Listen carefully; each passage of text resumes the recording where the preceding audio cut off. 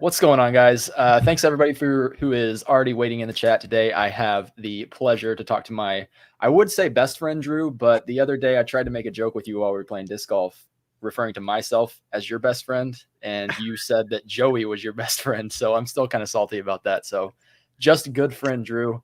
If you guys have any questions for him, drop them in the chat. We are going to be talking about competition, how to deal with competition, what if we like sourcing with each other, why we source with each other, and many other topics. So if any of you that are watching or listening don't know who Drew is, I'll give Drew a chance to introduce himself real quick. So go ahead, man. Before I start, am I lagging at all? Because it looks like you're lagging a little bit for me, which usually tells me that it's my internet. You look perfect to me. I was stuttering a little bit, so that might have been it. Okay. Just let me know in the chat if I get laggy. I might have to open my shed door a little bit more. So it might be why, because my wireless router. Anyway, thanks for having me. My name's Drew. I am a full-time reseller. I go by Profit Monsters on Instagram or on YouTube, and then Drew_Thrifts and Flips on Instagram. I'm a full-time reseller, and yeah, man, I make YouTube videos. I do this. Everybody, that knows you should know me at this point because we do a lot of stuff together. So, yeah, I'm just here to chop it up. We were talking the other day about on the phone while I was driving. You were shipping, I think, and I was driving. We were just having casual conversation with each other. And then you asked me, like, who should I bring on my live? And I was like, well, you should definitely talk about this topic. You're asking me for topic ideas. And I said, well, this topic is something that people always comment about when we're sharing on Instagram or YouTube, when we go to the flea market or post our pictures, our hauls. And I try to do like the whole friendship is greater than competition type of thing, and a lot of people disagree with that, to be honest. So I was like, that's a good topic. And you said, well, we should talk about it. You want to come on the live? So I said, sure. So here we are. Yeah, perfect. And so as you said, most of the people who follow me probably do know who you are. A lot of my flea market videos that I've put out is always with Drew. I'd say at least 50% of the sourcing I do is with somebody else. And a lot of people will leave comments on videos saying that I'm leaving so much profit behind because I'm splitting. I mean, I see Chris in the chat, Retail Recon. I go thrifting with him all the time. If it's not him, it's you. The only time I'm really sourcing by myself is if I'm making a trip to Tampa. So how do you feel that, or how often do you think that you're sourcing by yourself versus sourcing with me or Matt or whoever? I mean, I'd say it's probably at least 50% or more, kind of like what you said. I mean, I'm probably more geared towards like the 75%, but that's also because my personality, the way that my personality is I don't like being alone. I'm very much of a social person. So I'd much rather, like, I feel like I would have a better day sourcing, even if I got less stuff, being with somebody that I could, have conversation with and just enjoy the day versus being by myself. I'm not like I don't like the whole lonely, vibe that reselling gives out a lot of, most of the time. Cause you're, in your office listing, you're taking pictures, you're shipping by yourself, like all the other sides of the business, you're by yourself anyway. So at least, like nobody's going to come over and sit in your living room and watch you ship, packages, but somebody might go with you to source or to, to thrift with or something like that, so I think finding a thrifting buddy is great.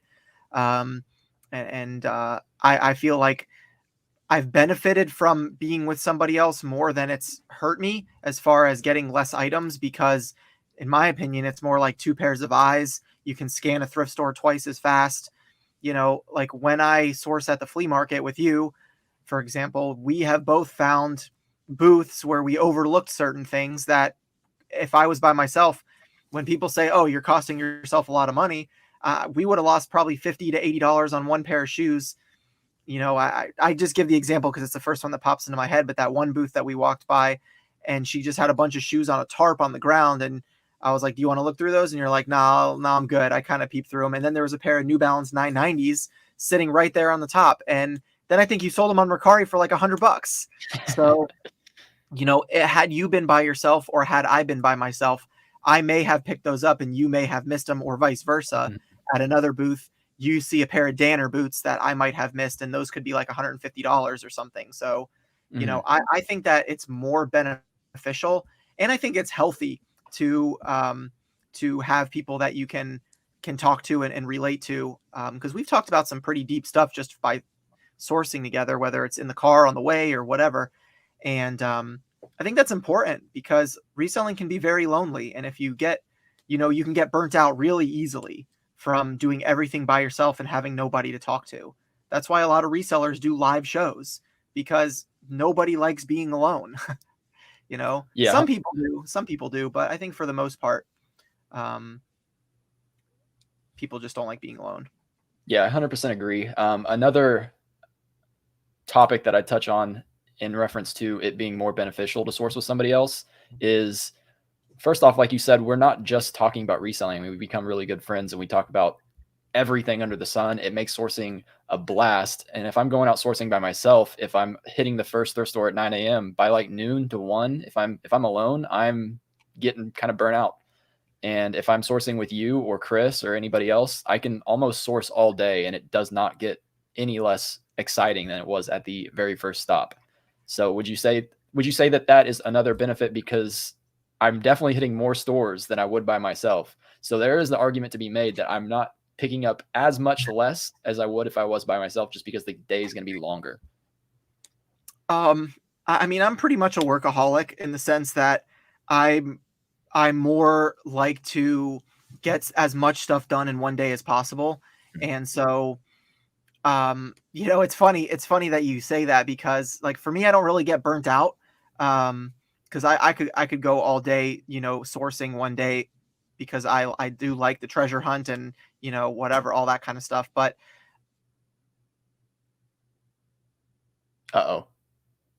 Drew froze.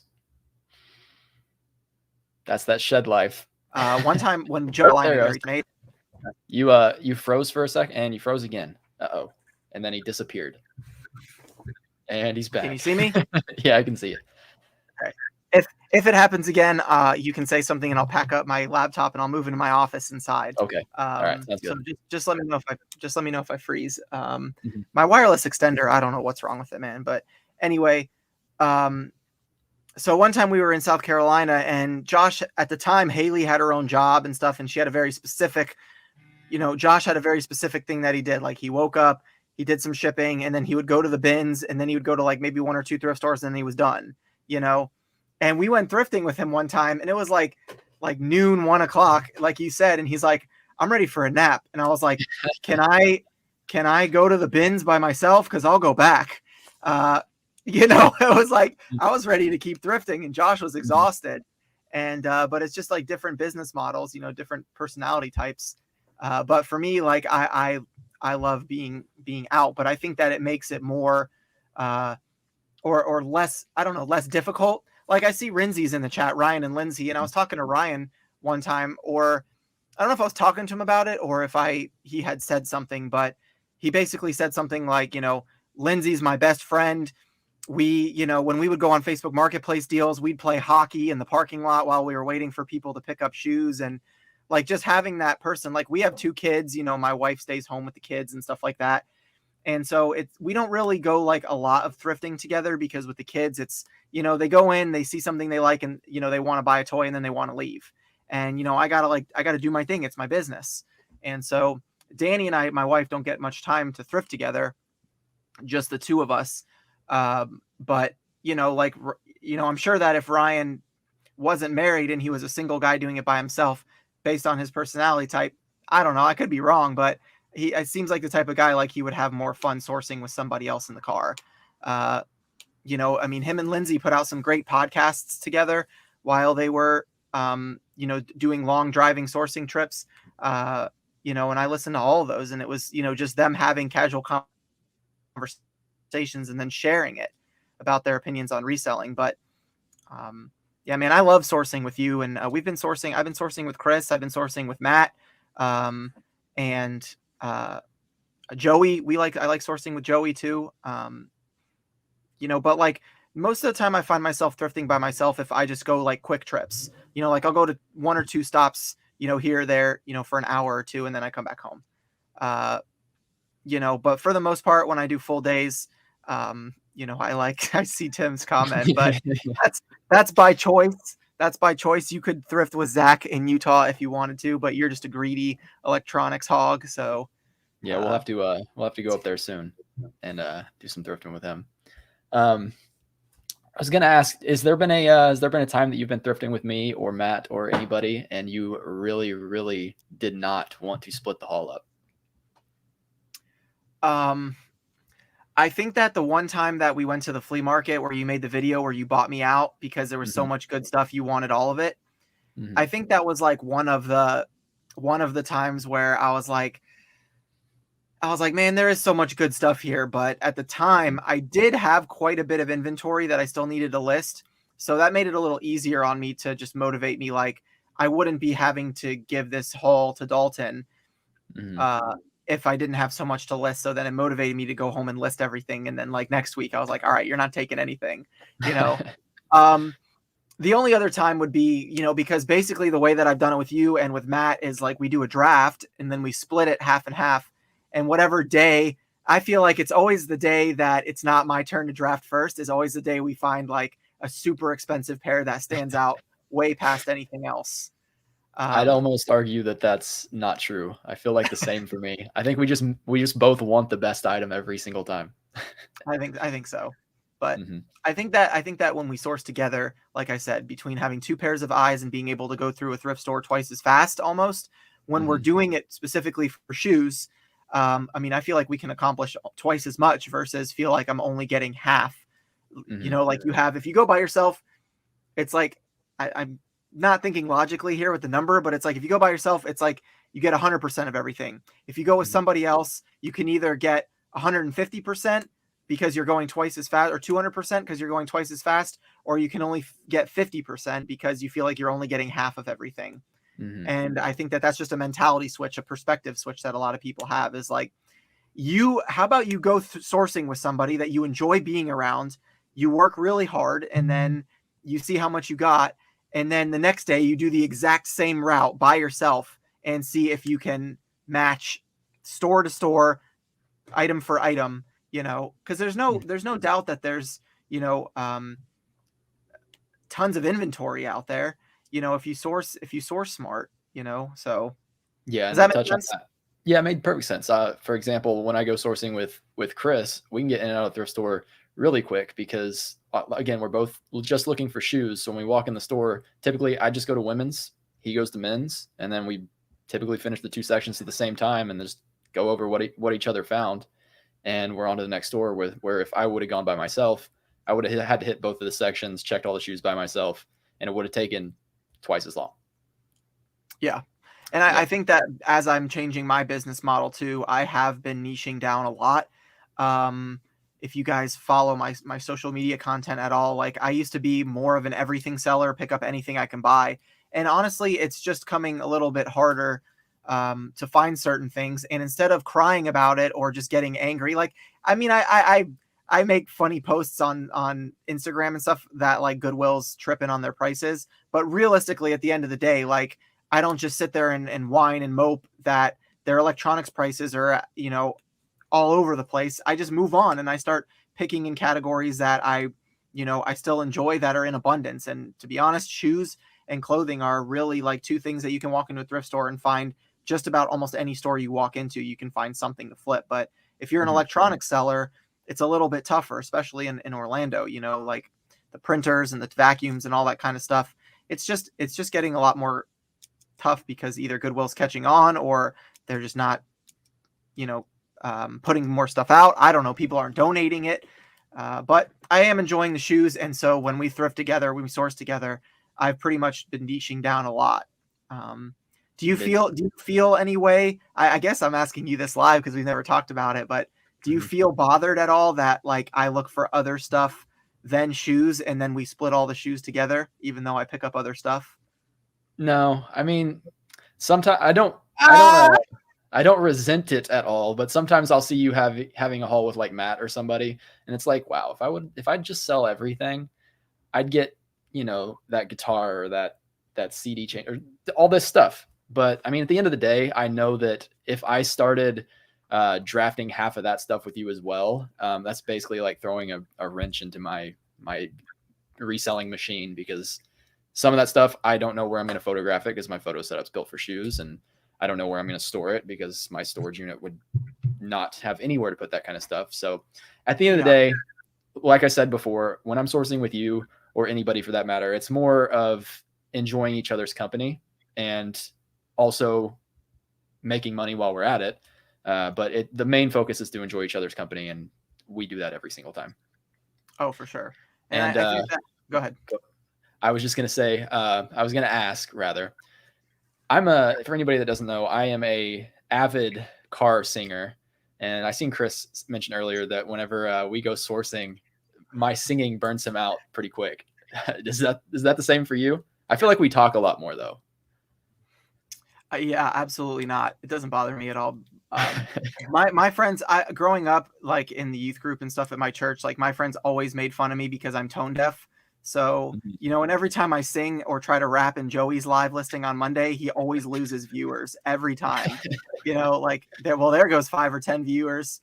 I love it. I mean, I think that if you can't have fun, in life and whatever you're doing, then you're taking life too seriously. And, if Dalton wants to sing, "Baby, lock them doors and turn them lights down low," he wants to sing something like that while I'm driving. Like, you know what? I'm all for it. So, but I do like to talk. Like, I love talking about business, and just changes. I'm actually uploading a video right now that is just me sitting in front of a camera and talking for about 20 minutes about a topic that I feel like is very, very controversial. And I think towards the end, I might change some people's perspective about that specific topic. So be on the lookout for that video. It should come out later today. It's still uploading. But I look forward to it. I'm going to take a second, just say hello to everybody in the chat. I see everybody saying what's up. Renzi said that they were definitely coming down to the flea market with us. Hashtag 300%. I am very much looking forward to that. ATL Flipper said that he bets Dalton sounds like Justin Bieber. I wish I sounded like Justin Bieber. And Your Man by Josh Turner is definitely a banger. I'm glad that you went with that song. I would be super interested to see if we did a draft 3 ways, me, you, and Ryan, even if it was like we got 40 pairs, you know what I mean? And we drafted, like, I would be interested to see like what he picks, because, like, is he going to go for stuff that is the most valuable? Is he going to go for the stuff that needs the least amount of cleaning? Is he going to go for stuff that he's, it's like repetitive stuff like that he sold over and over, so like that would be interesting, because I love, between when I draft with you and Matt, my favorite thing to do is always throw in a couple of picks that you didn't think that I would take. So you left them for later rounds, and then I take them and you're like, bro, I did not think you were going to take that. And that happens every single week. I also think that if we went sourcing with them, I think our sourcing would be a little different, because do you think that whenever we go to the flea market, there's many times that we are passing on shoes that we probably would have picked up if we see them in a thrift store? Maybe, but the only reason that we pass on them is because the flea market's getting expensive over the last couple months. And like a pair of Nike Pegasus 36s or 35s, like I'd gladly pay $10 for those at the flea market, or at the thrift store. But now the flea market, you're like, you go up to the Haitian lady and you say, how much are these? And she's like, give me 25. I'm like, $25, and so I don't know. I do think that there's probably some stuff that we're leaving because maybe we get a little spoiled when we find higher end stuff. Like, last week I had a really killer haul, and even if you don't include, there was one booth, I basically bought out an entire booth almost, and there was like 66 pairs of shoes from him. I bought out everything. Most of it was brand new or didn't need any cleaning or super expensive. I actually just sold, I already shipped them out this morning. I paid $1,000 or $980 for 66 pairs of shoes. And I sold one pair for $250 last night. One pair from that haul for $250. But the other 25 pairs that I got from that day, like, I mean, we're talking about, I was being pretty spoiled. I got Danner boots, Red Wing boots, Harley boots, Wu-Tang Clan foam posits, Vapor Max 97s. Like, I was getting really good stuff. And so I probably was leaving. I got like 3 or 4 pairs of Olakais, couple pairs of Merrells. So I was probably leaving some of the lower tier stuff on the table, like Vans, Converse, that kind of stuff. I was Yeah, probably that's leaving it on the table a little bit, but it's because, why would I pay $20 for a pair of Converse when I can pay $20 for a pair of Air Max 270s? right. And that's kind of where I was going with it. I feel like when we are, like my flea market hauls are substantially better than my thrift store hauls. So when we're at the flea market and we're picking up those Danner boots, the Vapor Max and all of that, we, or at least me, I kind of overlook the lower tier stuff, even if it is at one of the booths that's historically cheaper. Yeah, I think you're better. Ryan said, "Let's buy all the booths, dude. That would be an epic that, video." would, that would be an amazing video. This is the new SEF fund right here. Don't even look at it. Just go in and say how much for everything. Just not that first guy in your last video because he'll mess up our money. But yeah, that anybody but that guy. There would be. I'm interested to see how much that we could make if we could make money if we bought every single booth, because there are definitely there's some booths that are really good, and even if we paid 15 to 20 per pair for an entire booth, I'd still think that we can make money off of a couple of them. Oh yeah, I agree. I think that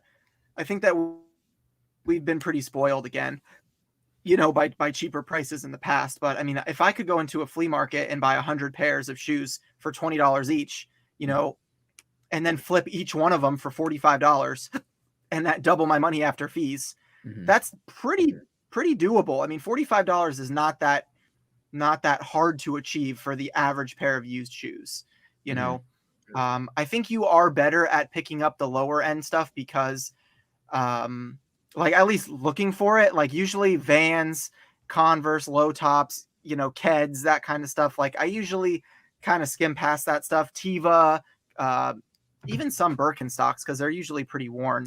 I think that kind of stuff is like secondary in the back of my mind, because I'm looking for stuff that I can sell for like $50 to $100, because I'm thinking, well, I'm paying $20 a pair, usually certain booths, like I'm thinking of booths in my head that won't make sense to any of the viewers, but certain booths I'm like if you watch the video that Dalton and I both put out from last week, there was one guy where we bought like I think 12 or 13 pairs from him, and he wanted to individually price everything, and he was like, give me 15 for these, give me 10 for these.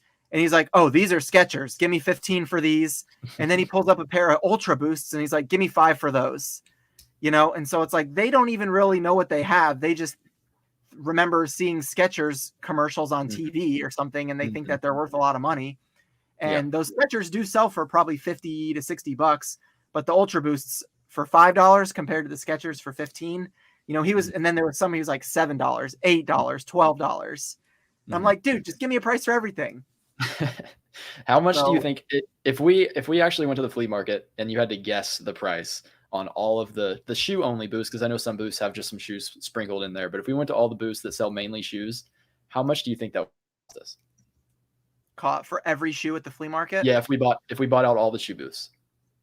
Just a rough guess. $5,000. Oh, that's a little low.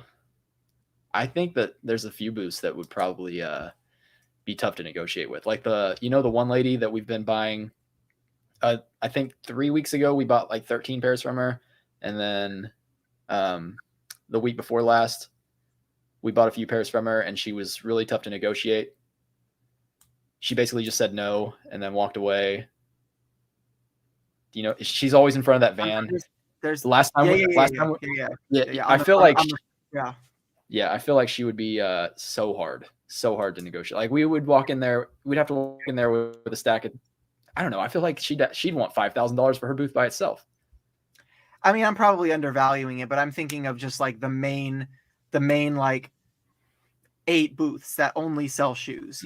There's probably more. There's probably 10 or 12. There's probably 15 or 20 booths that have shoes all the time, every single week. But there's probably like a good 8 to 10 that have shoes all the time. I'm probably undervaluing. It's probably closer to 10K, maybe even higher. But yeah, I would put it at 15, because I also don't think that they make a whole lot of money. I think that they're paying I bet you they pay like $8 a pair and try to sell them for 10. I think that's why they're so I'll give you an example, which I don't know if she's telling the truth or not, but last week I posted on my Instagram story, there was one booth that I went to where I just basically said it. I got a pair of Danner boots. They're called like Super Rainforest or something. Anyway, they're like $200 boots. I got those. I got the Wu-Tang foam posits. I got a pair of Harley boots and then a pair of Red Wing boots from this lady. And I paid $150 for all 4 pairs, which is paying up. It was like $36 a pair. But she was picking out prices, she wanted like 30 for the Danner boots, 60 for the Harley boots, 50 for the Red Wing boots, and then 70 for the foam posits. And Chris, have a great day, man. Thanks for stopping by. Yes, you, Chris. And like we were talking back and forth, and she was pretty tough to negotiate with. And I think like total she wanted somewhere around like 190 or 200, whatever. Someone can do the math. It was pretty expensive. And I was like, I can't give you this much. And I started telling her what I would pay, and then we kind of negotiated back and forth.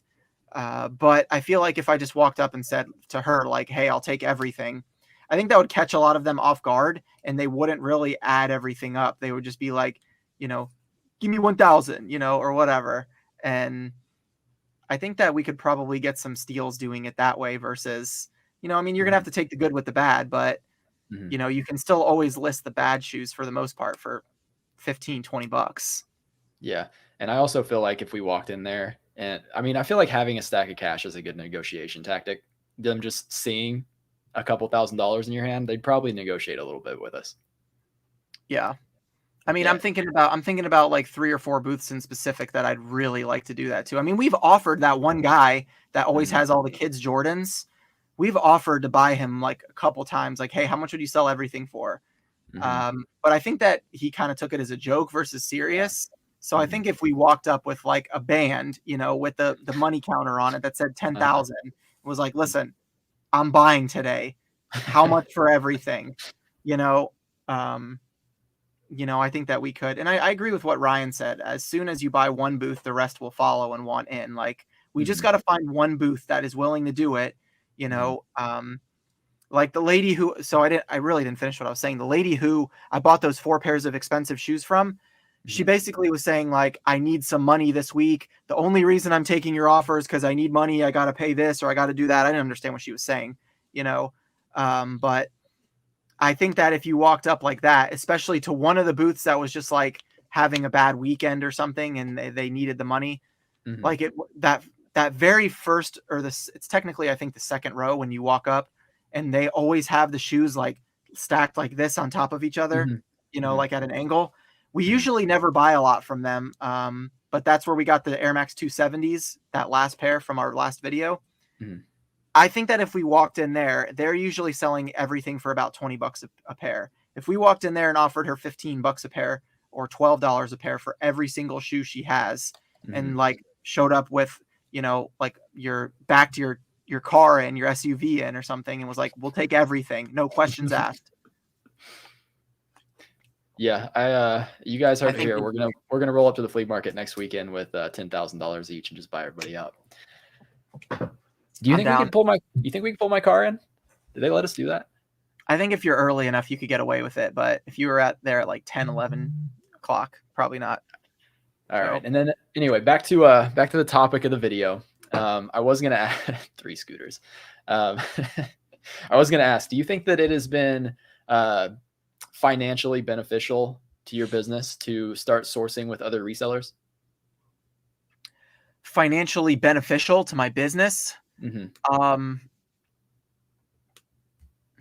I would say that I honestly don't really see it affecting my business at all, because at the end of the day, like, I'm still required to list and ship everything that I get, and so whether or not I source with you and get 40 pairs or I source by myself and get 50 or 60 pairs, I still have to list everything. I still have to put in the work. So, someone that says, oh, you're missing out on profit because you're sourcing with Dalton, it's like, okay, but how many thrift stores am I missing out on thrifting because now I have to list 80 pairs of shoes instead of 40. So now I'm home for twice as long. It's a balancing you have to find. Like, all the shoes that I got this week, like I said, I got 94 pairs of shoes at the flea market this week.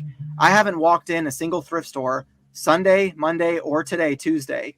And I'm totally fine with that because I've listed probably about 30 pairs of the shoes so far between, this was a really busy weekend. Yesterday was my wife's birthday. I was at a youth event on Friday night for my church, and then Sunday I had church. And so, and then my mom just came back into town, so we had lunch with her. So it was a really busy weekend for me. But to still get like almost 30 pairs listed, like, is an accomplishment for me. But I'm not going out sourcing until I get all that stuff listed. That's just my discipline. So where I was going with the question, are you picking up things that are you picking up brands or items now that you wouldn't have picked up if you didn't learn from either me or another reseller that you've been sourcing with? And do you have any examples? Yes. Are you just trying to pull this out? Listen, you have sold more. You've sourced with other resellers a lot more than I have. So you can pick somebody else. But I mean, if you want to, make my head a little bigger, that's on you. Let's make Dalton's head a little bit bigger here. I mean, one brand would be Kizik. I had no idea about Kizik until you started showing them to me. Vionic. I love selling Vionic shoes now, and they always sell usually pretty fast, especially like the Allegria models. Is it Allegria? No, Allegria is a different brand. That's a totally different brand. Yeah. Allegria is another great brand. I love picking up Allegrias. I learned a lot from Rinzi too, about shoes specifically. I learned about printers from Tim, when he started talking about printers and print heads. Speakers, I learned from Matt, to be honest. He was picking up, a lot of like Bose and subwoofers and speakers like that. Mm-hmm. I mean, plush, I watched a lot of YouTubers. I don't pick them up really anymore, but there was a point where I was going hard on plush.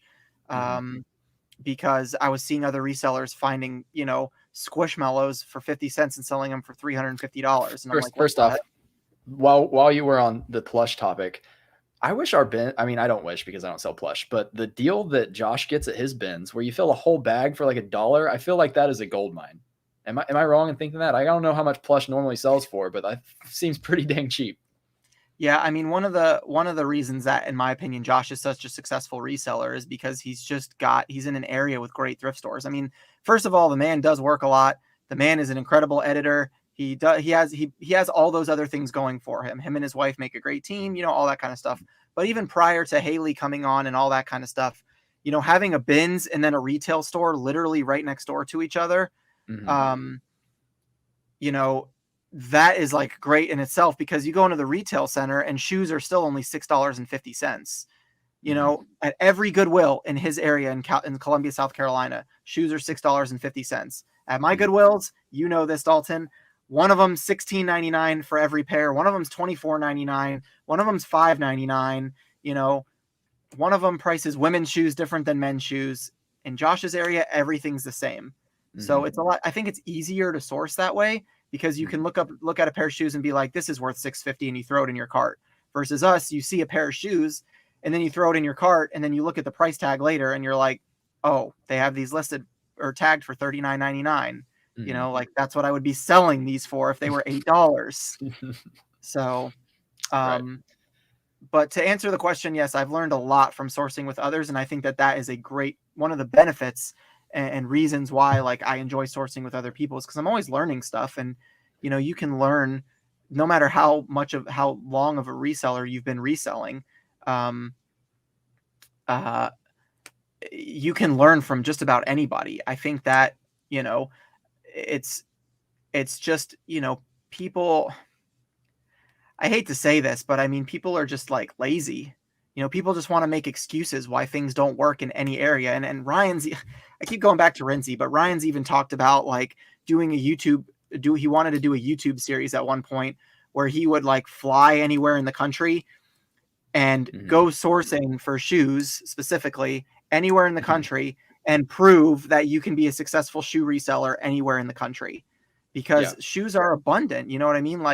There are going to be thrift stores that overprice stuff. I mean, for gosh sakes, you can go to Plato's Closet and find better deals than some thrift stores sometimes. Mm-hmm. I found all those Allbirds for $18 each at brand new at a Plato's mm-hmm. Closet, and it was just randomly walking in one day. And those Allbirds probably would have been behind the glass case for $39.99 at my Goodwill.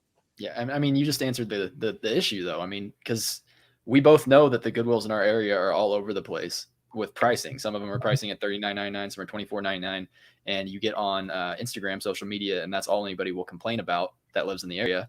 And instead of complaining about it, you just got to dig a little bit. I mean, I find plenty of shoes under $10. Like, I could only thrift at the thrifts in Orlando and find plenty of shoes under $10 and completely run my business off of that. Just sticking away from the Goodwills that are overpriced, or just know when and where to go to get the low pricing, or look at places like Plato's Closet, or expand your knowledge of brands. And like anywhere in the country, like you said, shoes are in abundance. Yeah, I think that, and this kind of like headways into the video that I'm dropping later today, is it really just comes down to perspective. I think that, and I'm sure that multiple people have talked about this topic, but it just really needs to be said over and over and over again so people understand. Like, anybody who says reselling is so hard in my area, or, the thrift stores are too expensive or whatever, it's like,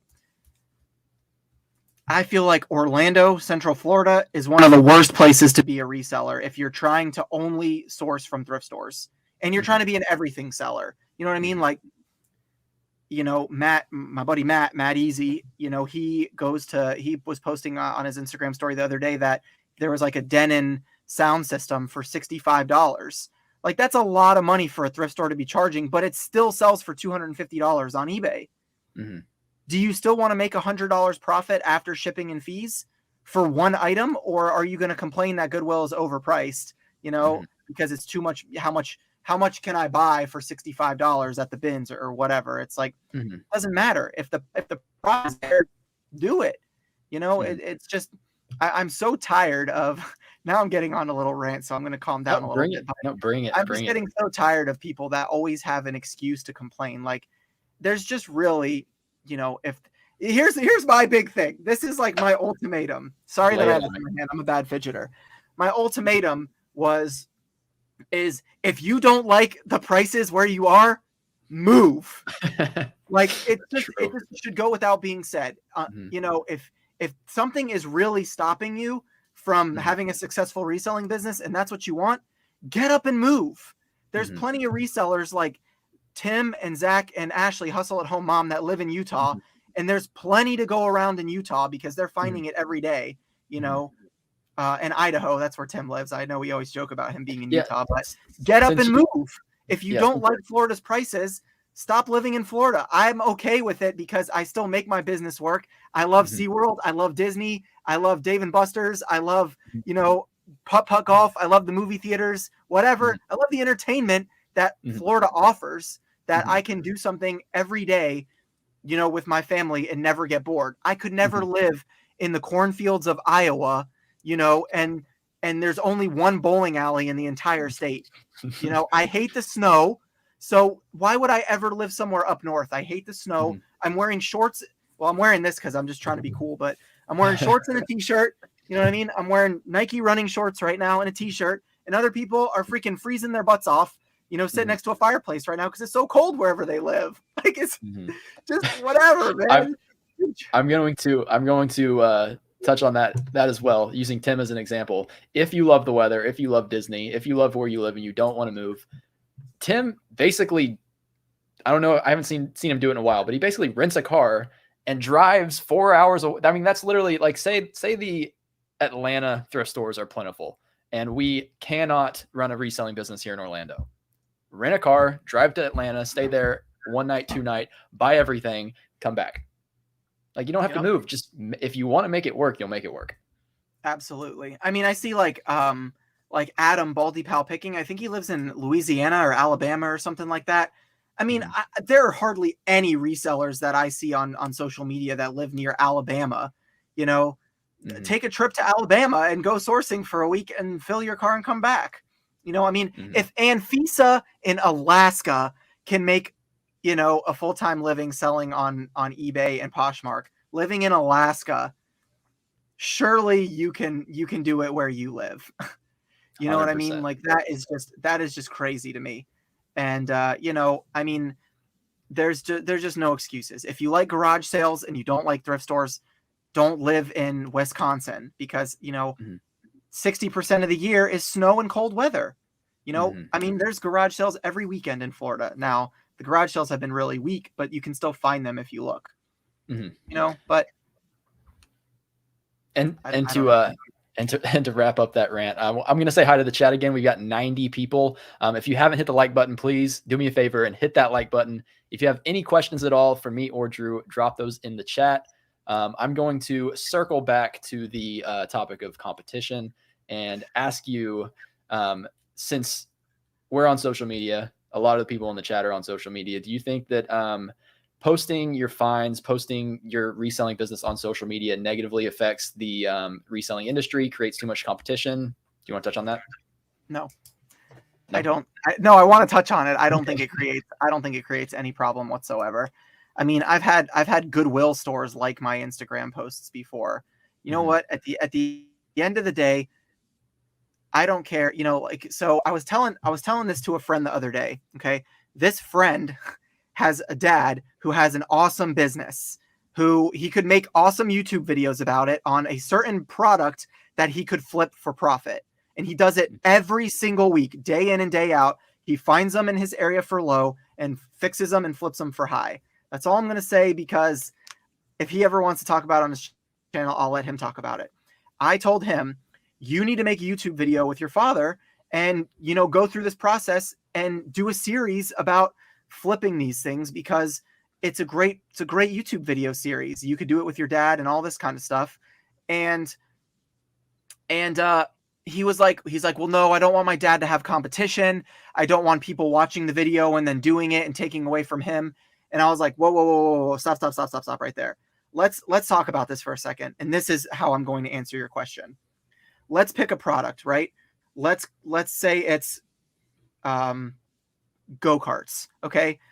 Maybe you can go on Facebook Marketplace and find non-working go-karts, fix a small engine, clean a carburetor, and then flip a go-kart, you know, for a couple $100 profit. Okay. Let's look at this for a second. This is how I think of things. Hopefully this helps somebody in the chat. This is the way my brain works. You make a video about flipping go-karts. Okay. That's this. I'm trying to get in my shot here. Okay. That's this many people. Let's call it 10,000 people, or okay, let's call it, I can't do this backwards. Let's call it for easy numbers. Let's call it 10,000 people watch your video, right? Of those 10,000 people, how many people are actually going to go out and buy a go-kart and try to fix it and resell it? Let's be conservative and call it 2,500. So 25% of your viewers, you know, now we're already here. 25% of your viewers are actually going to go, well, actually, let's break it down even more. How many people are going to look for a go-kart to flip before they even go buy one? Let's call that 50%. Okay. So you have 5,000 people. Of the 5,000 people, how many people are actually going to go try to buy one? Another 50%. That's 2,500. Of the 2,500 people, how many people are actually going to see one that's in good enough condition that they're confident enough that it's worth the investment? Cut that in half again. 1,250 people. Of those 1,250 people, how many people are actually going to fix it and actually list it and flip it for a profit instead of just keeping it in their death pile? Let's call it another half.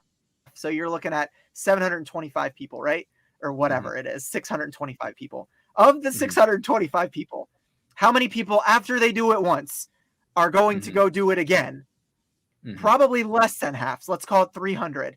Of the 300 people, how many of those people live in the area that you live in that made this video that's going to create competition? If you're lucky, 1% of that 300 may live in a general area within maybe 500 miles of you. So now you went from 300 to 3%, or 3 people. 3 people.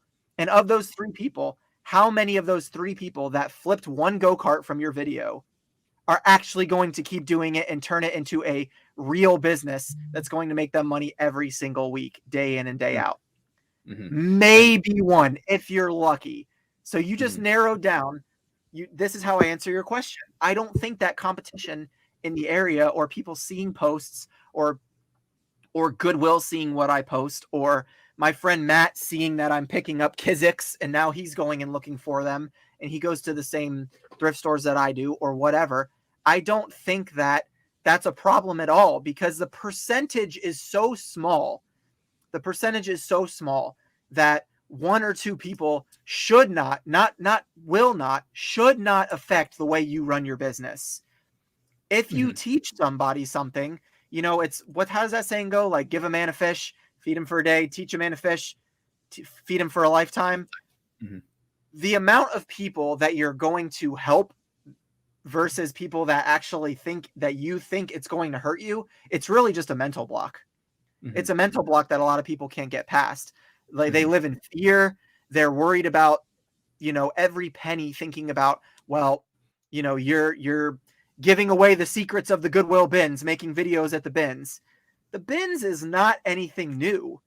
You know, it's just that, you know, I can't even think about how I've been making YouTube videos for 3 years, how many bins videos I made, or even bins haul videos, and how many people that have come up to me at the bins, or that I know, or that follow me, that say, hey, Drew, thanks for the advice. I've been going to your bins every day. You know, I've been finding all this great stuff.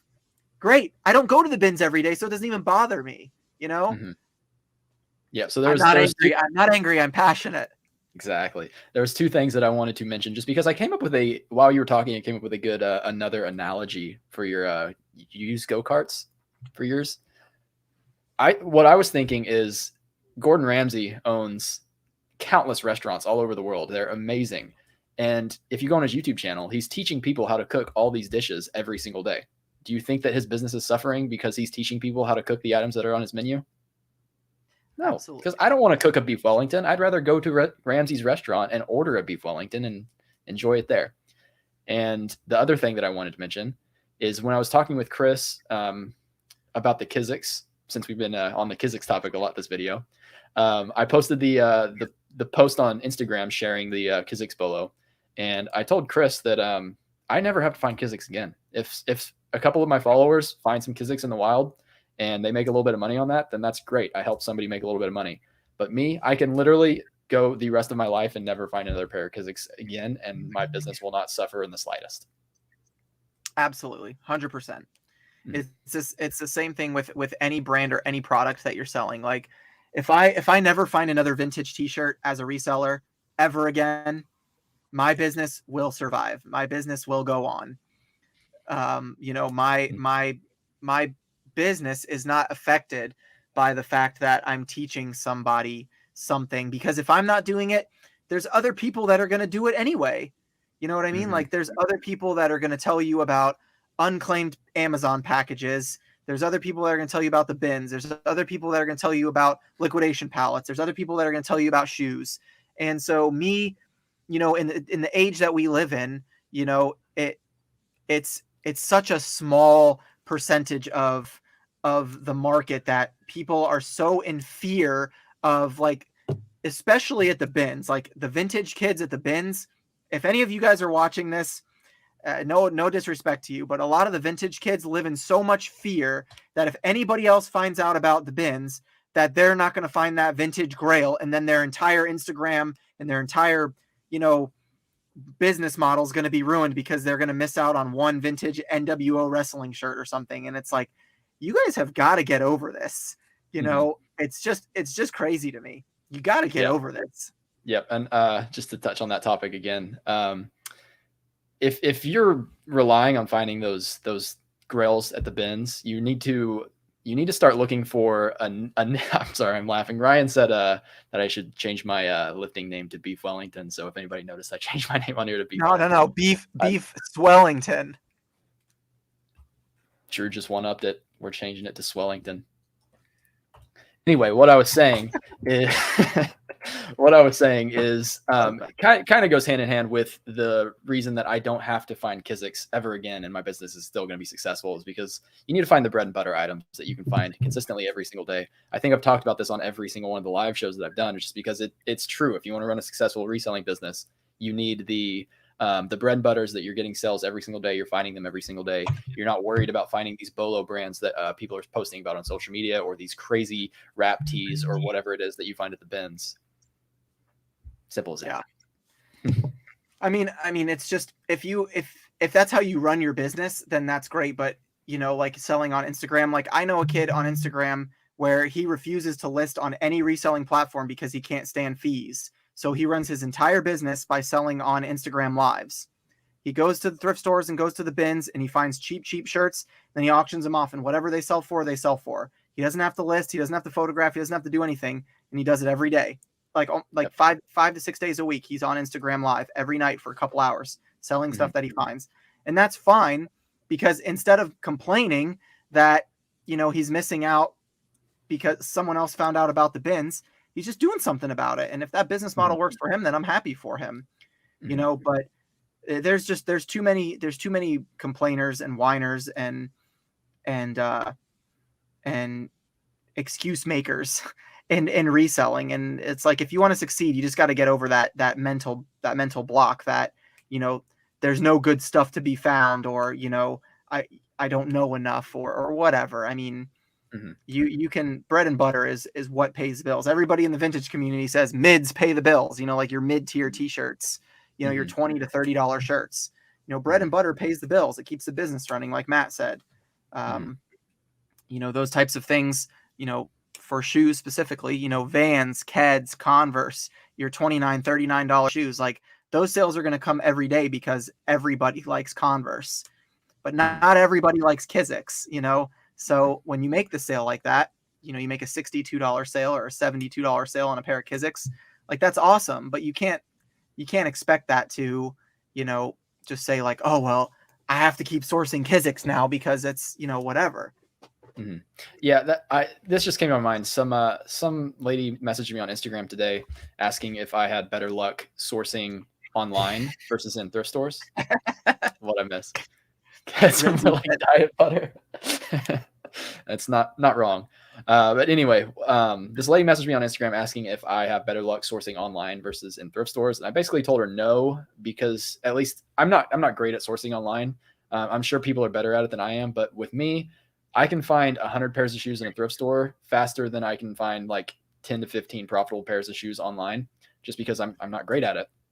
And she said, wow, that's crazy. It's almost the opposite for me, because I could find 100 pairs of Lululemon faster online than I could in a thrift store. And I said, well, you kind of got that backwards. What I'm saying is shoes in general.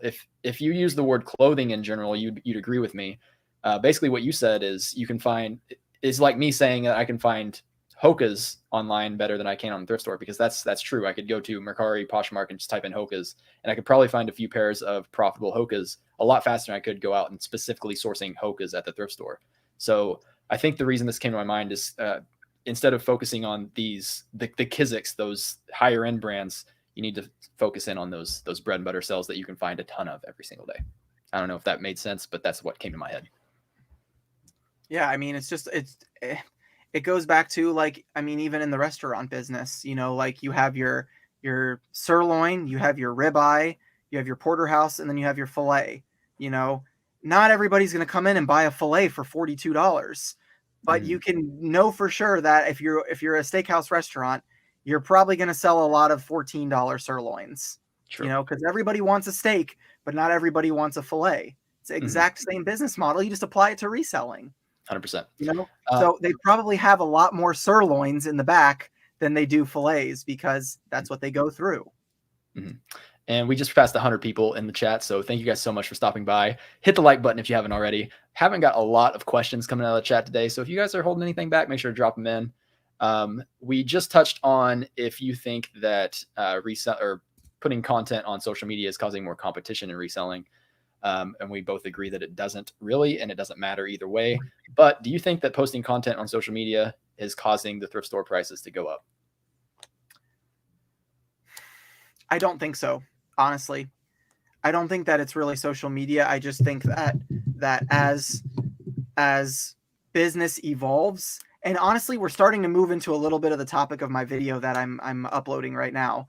As business evolves, other businesses are going to evolve too.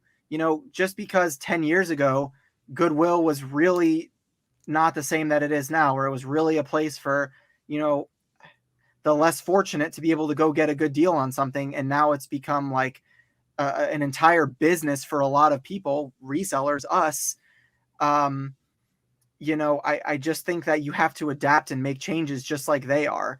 When COVID happened, Shop Goodwill got really popular, shopgoodwill.com, and I am led to believe more on the side that Goodwill was putting stuff on shopgoodwill.com because they were just getting so much of an influx of donation because people were at home spring cleaning out their houses from being stuck in quarantine, and then they donated a bunch of stuff and Goodwill didn't know what to do with all of it.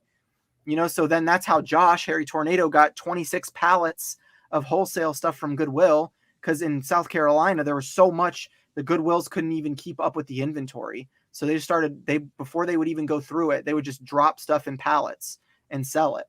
And so I don't think that it's really causing, I'm sure that there is a small percentage, again, that does play a factor in that, seeing resellers or TikTok or YouTubers and all this kind of stuff. But I really don't see it as being a problem.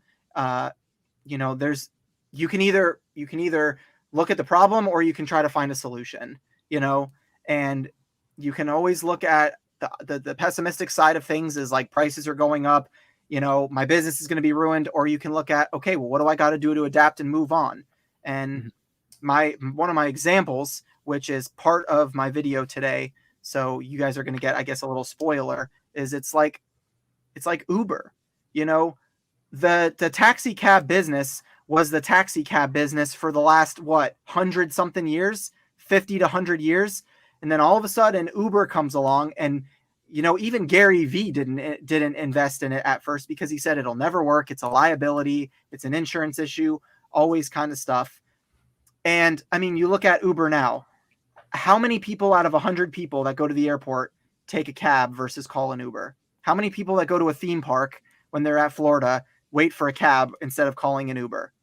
I'd say 99 out of 100 people probably use Uber because you have it on your phone. You can see exactly how much it's going to cost, and they'll take you exactly where you need to go. And you don't even have to talk to the driver if you don't want. A taxi cab, you got to get in and tell them where they're going. And then it's the meter running and all this kind of stuff. You know exactly how much you're going to pay with Uber.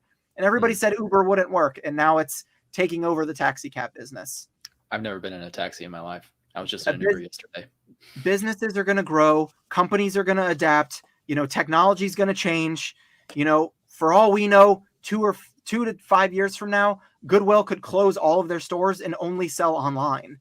And then there's really no thrifting. Now you have to buy anything you want from the thrift store online. Who knows? You have to think about that kind of stuff. Is like, you can't just, you can't really live with a today mentality. You have to plan for the future, just saying like, what are the possibilities?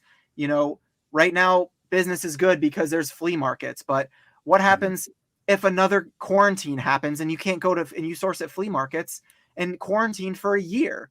How are you going to run your business if you're quarantined for a year because of a new Zika virus or something? You know what I mean? And it's like, it's not going to be masks. It's going to be everything's closed, and it's just like, you got to sometimes think about that, even though it's a little scary. You got to say like, okay, am I prepared, to make adaptations in my business when things like this happen?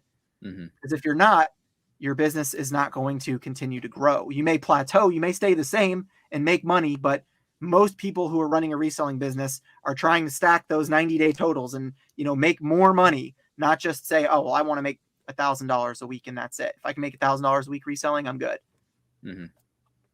Yeah. So back to thrift stores raising prices. I think that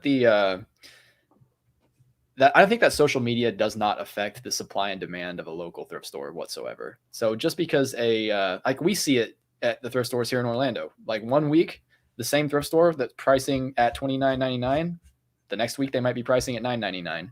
And that's just because when they price up at $29.99, they don't know, or like no one's buying it. So they have to find that middle ground. So even if eBay is showing the shoes are selling for $60, that doesn't mean that this one random little thrift store on Orange Blossom Trail in Orlando, Florida is going to have someone walk in that is wearing that exact size, that wants that exact model, and just so happens to want to pay $30 for it. Like the supply and demand of the local marketplace is going to always dictate what a thrift store can charge, and they're a business, so they're going to try to charge as much as possible.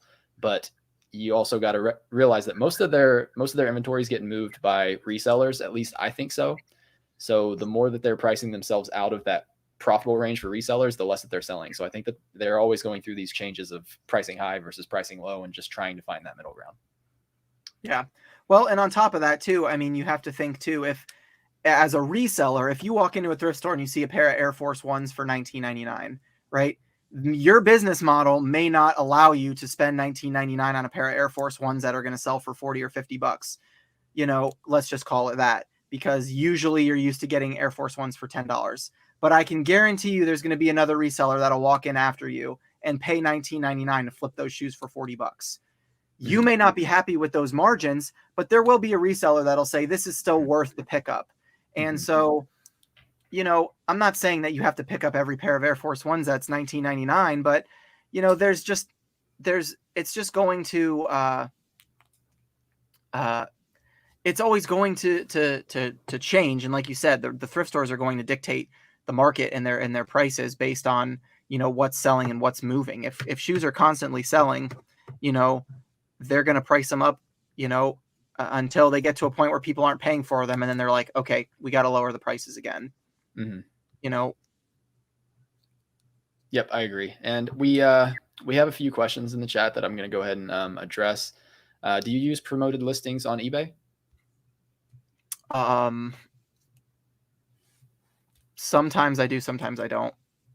So I have two eBay stores right now. I'm trying to slowly get rid of one of them and focus on the other.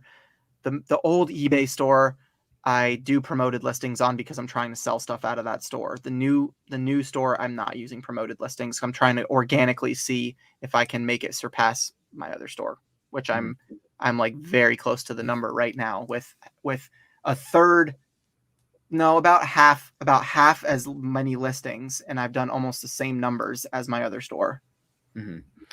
Yeah, right now, and I've been doing this for a while, I'm sticking to 3%, and I don't change on like individual listings because I just use the bulk editing tool on eBay, and I'll just switch everything. And right now I'm doing 3%. Sometimes I do the suggested, and usually the suggested ranges from like 3 to 7%. So it can vary, but I'm always promoting everything. I've tried doing a little bit of everything. I've tried 1%, I've tried 11%, and I really haven't seen like a dramatic increase on eBay that made it worth it for me to promote at 11% versus 1%. Yeah, I heard. I think it was Tech and Sports gave a example. Like he kind of explained what promoted listings does, and I really like this analogy. It's like whenever you go to a gas station, all the candy bars and little knickknacks are up at the front counter because nobody's walking into the store looking for that stuff. It's always they get what they want and then they go to the checkout and it's right there. And that's pretty much how promoted listings work. The reason that those candies are on like an end cap or up by the register is because they don't sell where they're sitting. So if you have some inventory that isn't moving, try promoting it and you'll get those sales from the people that aren't really looking for it. They just stumble across it. If that makes sense. That's a good way to promote it. Explain it. I mean, yeah. Do you focus more on men's shoes versus women's, or is it pretty even? Seems like more athletic versus other types as well. What about you, Drew? I'd say that I have a lot more men's than I do women's. I'm probably like 65% to 65% men's shoes, 35% women's shoes, maybe a little more, maybe 60-40. I don't know. I'm finishing up all my tax stuff literally today and tomorrow. So I'll have all my inventory done. So I could give that answer better probably in the next 2 days. But it's really about just brand and sell-through rate. You know, I don't focus on just athletic shoes because there are some athletic shoes that don't sell for, you know, the fabric they're made out of anymore. You know, like, you know, some brands are better than others. You know, like I'm not going to pick up Rika, you know, or Champions by C9 or whatever that brand is, you know, or what's that one brand that's always in Ross? Why can't I think of it? Starts with an R. Not it's like Reebok, but it's not Reebok. It's I'm really not sure. There's several. They have the I can't think of it. Someone in the chat, you know what I'm talking about. It's like flooded in every Ross. RBX. That's what it is. yeah. RBX. And so like there are certain brands that aren't worth picking up for every category of shoes. Everybody's putting it in. There are certain categories that aren't, or certain brands for certain categories of shoes that aren't worth picking up in every category. So I don't stick to just men's or women's this or that. I just look at sell-through rate and see what's selling, and if there's a lot listed versus a lot sold, and you can use eBay or Poshmark, for comps. And I will say too, on that topic, eBay comps are not always the final say. A lot of people base, especially shoes, on solely eBay comps. And I can't tell you how many times I found a comp on eBay for $49.99 or $39.99, and then I listed mine for $49.99 on eBay and then $59.99 on Poshmark, and they sell for full price on Poshmark. So, eBay, I use it to see if the shoe is selling, but I don't necessarily use it to determine my price on everything. Mm-hmm. Yeah, there's so much that goes into it, like presentation and store quality, and yeah, I agree. Condition, size, how many of that size are listed? You can sell, when you're listing, let's call it a pair of Hokas. If you're listing a pair of Hokas in a women's size 8, and there's only one other women's size 8 listed, but there's 7, 7.5, 9, 9.5, 10, in abundance, you can pull a higher price for your Hoka because there's a higher demand for that size. Rinsey talks about that all the time, about, picking up different sizes and stuff, about, which ones are the best to pick up and which ones are, still worth picking up, but will take longer to sell. It's just a factual thing, I guess, if that's the right term for it.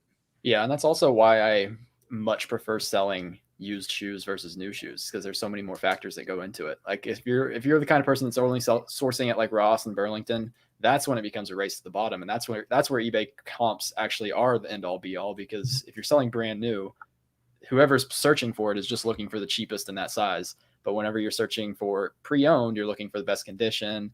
There's a lot of psychological things that go into it. There's a lot, like with like the presentation and the store that you're buying from. So that's just one of the many reasons I prefer pre-owned. Yeah, there was something I was going to say about that, but I don't remember. I'm trying to remember what it was about price. Like I had a pair of Hokas the other day. Yeah, this morning I packed them up. I sold a pair of Hokas yesterday. They were the Challenger ATR 5s. It's not Hoka's most popular model, like the Cliftons or the Bondi, but it's still a good model. They had wear on the bottom and they had no insoles, and I still sold them for $40 plus shipping. Like there are certain brands that just because it doesn't have the insole doesn't necessarily mean that it won't sell for a good price. 100%. This is kind of a random question. Are there any corporate brands located in Orlando? I don't know of any. Like they said, Rinsey has LL Bean near them. Definitely not to the extent that we are finding a certain brand a lot more than other people, at least I think. Like there's a lot of Nike outlets and stuff over here, because there's a lot of shopping plazas, but there's not a Nike factory, or like there's not a lot of corporate brands that have good profitable resale that are really in the USA, unless you're talking like Patagonia, LL Bean, even the North Face, I don't even think is made in the USA anymore at all. Patagonia is, LL Bean is, and a couple companies have stuck to that, but it's definitely tough to find those. And they wouldn't be in Central Florida because I think the commercial real estate is too expensive for those companies anyway. Yep. Solid point. So back to the topic of the video, the competition. Did we miss anything? You have to keep pulling me back because I keep going way off. Just trying to keep it on topic. I'm sorry to anybody listening. No, I like the conversation. Don't apologize. It's all good, Drew. Do you think we missed anything? Anything else you want to touch on in terms of competition and reselling? To anybody that's listening to this, watching this now, or replaying it later, just my biggest thing is like, don't live in fear of competition. Don't ever use that as something that stops you or holds you back, especially if you're like me, where I'm a lot more social. I would much rather thrift with somebody that I can talk and have conversation with. And there's only a couple people that'll put up with me anyway. I mean, one of them being Dalton. A lot of people think that my personality is aggressive or I talk too much or, whatever. But I enjoy what I do and I just love talking about it. And I love navigating every aspect of reselling. It should be more than just, buy shoes and sell them, and that's why I enjoy having conversations with Dalton, because we can get pretty deep on topics about, what's selling, what's working, what's not working, what platforms are doing this, what changes are being made, which resellers are sharing good information, who's got great content on YouTube and Instagram that's worth reposting or anything like that. And so I don't think that, as far as the topic of competition is concerned, I don't think that anybody should ever really worry about that, because if you should be worrying about your business, not worrying about what other people are doing. So, I love sourcing with other people. It's never affected my business in a way where I'm like, man, I had a slow week today because I was sourcing with other people. I feel like I accomplish a lot when I source with other people, mentally, as well as business. So I agree. I love listening to you. You always just bring out the inspiration people here at the end. Appreciate that. When is your YouTube video coming out? Well, it says it has 27 minutes left for upload. So in about 27 minutes? Probably. It'll probably come out at about 3 because I got to put up a good thumbnail. But Dana Invest said, worry about your death pile, not your competition. I mean, if that doesn't state the true facts about everything basically today, then I really don't know what will. If you have a death pile and you're worried about competition, then you need to list your death pile. My guy. True. My girl, my guy. All right, so we're a little over an hour now. Was there anything else you want to touch on before we wrapped it up, Drew? Just keep that. You're still asking me. I mean, I could go for hours. So I know. If there's anything on your mind, like I like listening to your rant, so I'm giving you the opportunity right now. Let's see.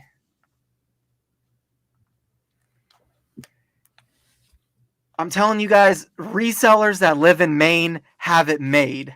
Okay, if you live in Maine and you're a reseller, you've not even a real reseller. You've got the best thrift stores. You've got the best prices. It's the easiest. There's no competition out there. You've got amazing seafood. You can live on a boat and source at thrift stores and come home with monster hauls. So you know what? Shout out to all you people who live in Maine. Got it easy. Anyway, I think that the video that you're putting out today is going to be a good follow-up on what we are talking about today. I obviously haven't seen it, but I'm just assuming that it would be. I'd recommend you guys go watch it here at about 3 o'clock, about 45 minutes from now. I know most of you. Go ahead. No.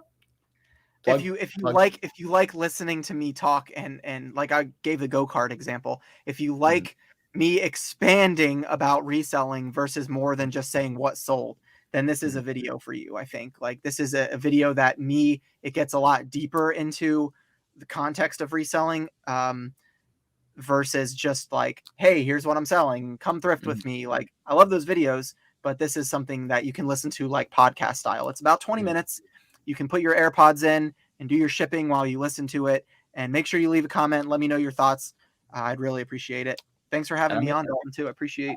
I'm going to speak on behalf of everybody in the chat, because I heard a little bit of doubt in your voice right there. That type of content is exactly what we want from you. We love listening to you get deep on these topics, Drew. I know I'm speaking for everybody. Not again, so much in the Triple Thrift podcast, but yeah, well, nobody cares about that. We like Profit Monsters YouTube. Go subscribe to Profit Monsters on YouTube if you haven't already. Drew, I really appreciate you coming on. I guess you can subscribe to Triple Thrift Podcast. He does that too. So go check him out over there. Anywhere else you want people to hit you up? You can follow me on Instagram, Drew_thrifts and flips. I feel like go DM him. Go DM him and tell him to change his name to Profit Monsters on Instagram. He's been needing to do that for a while now. Yeah, I do. Yep. And I appreciate everybody that is in the chat. We are all the way up to 116 people. That's awesome. I appreciate all of you being here. Appreciate anybody that has been asking questions. Drew, I thank you again for coming on and talking to me for the past hour and 14 minutes. Peace. Thank you, sir.